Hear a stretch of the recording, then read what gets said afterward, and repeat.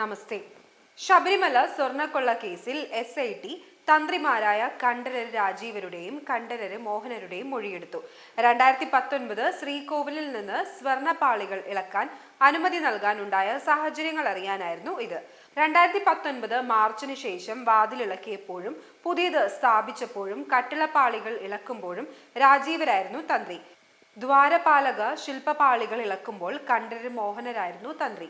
മണ്ഡലകാല മകരവിളക്ക് സമയമായതിനാൽ സന്നിധാനത്തുള്ള മോഹനരെ മൊഴിയെടുക്കാൻ വിളിച്ചില്ല. പിന്നീട് മൊഴിയെടുക്കും. വിജയ് മല്യ 1998 ശ്രീകോവിലിൽ സ്വർണം പൊതിയുമ്പോൾ കണ്ഠരര് മോഹനരായിരുന്നു തന്ത്രി. 2019 സ്വർണ്ണപ്പാളികൾ ഇളക്കാൻ തന്ത്രിയുടെ അനുമതി ലഭിച്ചിരുന്നു എന്നാണ് ജയിലിലുള്ള മുൻ അഡ്മിനിസ്ട്രേറ്റീവ് ഓഫീസർ മുരാരി ബാബു മറ്റു ഉദ്യോഗസ്ഥരും പറഞ്ഞത്. ക്ഷേത്ര ഊരാഴ്മ സ്ഥാനവും യജമാന സ്ഥാനവുമുള്ള ബോർഡ് നിർദ്ദേശിച്ചതിനാൽ അത് ചെയ്യാനുള്ള കടമ തന്ത്രിക്കുണ്ടെന്ന വസ്തുത മറച്ചുവെച്ച് തന്ത്രിമാരെയും സംശയനിഴലിലാക്കാനുള്ള സംഘടിത നീക്കമാണ് നടക്കുന്നത്. സർക്കാർ ഒത്താശയോടെയാണോ ഈ നീക്കം എന്നതാണ് സംശയം.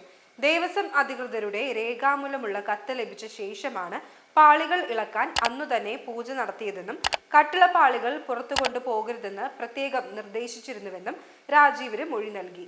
ദൈവതുല്യമായി കരുതുന്നവർ ഇങ്ങനെ ചെയ്താൽ നമുക്കെന്ത് ചെയ്യാൻ കഴിയും എന്ന പത്മകുമാറിന്റെ പ്രതികരണവും ഭക്തരിൽ സംശയങ്ങൾ ജനിപ്പിക്കുന്നതാണ്. തന്ത്രി കുടുംബത്തിൽ കുറ്റം ചാരി രക്ഷപ്പെടാൻ പത്മകുമാർ നടത്തിയ തന്ത്രമായാണ് ഇതിനെ SIT കാണുന്നത്.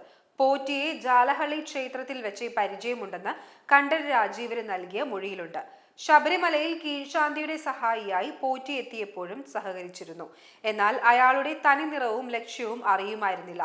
തനിക്ക് പോറ്റിയുമായി സാമ്പത്തിക ഇടപാടില്ല, അദ്ദേഹം വ്യക്തമാക്കി. വാജിവാഹനം സംബന്ധിച്ചും ചോദ്യമുയർന്നു. 8 വർഷം മുമ്പ് കൊടിമരം ഇളക്കിയപ്പോൾ ആചാരം പാലിച്ചാണ് യജമാന സ്ഥാനത്തുള്ള ബോർഡ് തനിക്ക് വാജിവാഹനം കൈമാറിയത്.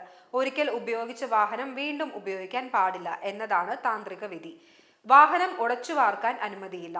യജമാന സ്ഥാനം വഹിച്ചിരുന്ന ബോർഡിന് കൈവശം വെക്കാം, അല്ലെങ്കിൽ തന്ത്രിക്ക് കൈമാറാം. അങ്ങനെയാണ് വാജിവാഹനം തന്റെ കയ്യിൽ വന്നത്. ഇത് തിരികെ വാങ്ങണമെന്നാവശ്യപ്പെട്ട് ബോർഡിന് താൻ കത്ത് നൽകിയിട്ടുണ്ടെന്നും രാജീവര് അറിയിച്ചു. മല്യ ശ്രീകോവിലിൽ സ്വർണം പൊതിഞ്ഞതുമായി ബന്ധപ്പെട്ട കാര്യങ്ങളാണ് മോഹനരോട് ചോദിച്ചത്.